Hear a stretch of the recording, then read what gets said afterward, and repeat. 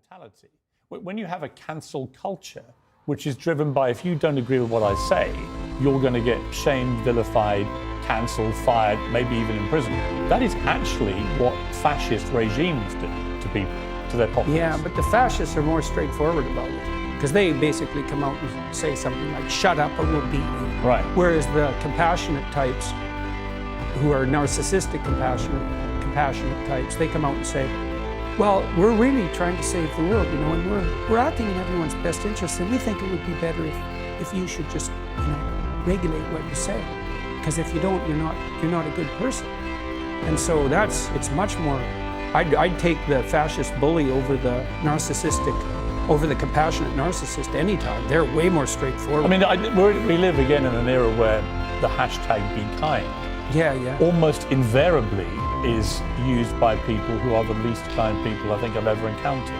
In other words, people that love to be utterly vicious. Yeah, well, kindness. And yet they hide behind this fake persona of hashtag be kind. Yeah. Well, kindness is tricky, because one of the things you deal with very commonly if you're a clinical psychologist, apart from depression and anxiety, is, behavior therapists offer assertiveness training. And the people who need assertiveness training are often people who are too agreeable, compassionate, polite by temperament.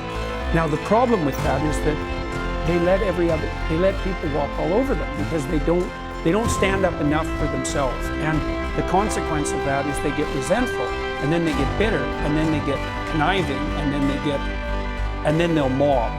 And so, because they'll do anything for everyone else, but they push themselves beyond their limits, and then they won't even recognize the limits because they feel, well, if I'm not doing everything for you, then I'm not a good person. It's like, no, a good person does a little for you.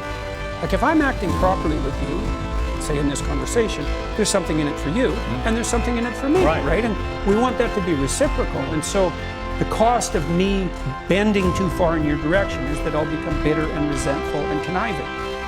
And that resentment is an unbelievably toxic state of being. Take a short break. I want to come back and talk to you about a random collection of people. Cristiano Ronaldo, the most famous footballer on the planet, the greatest in my opinion.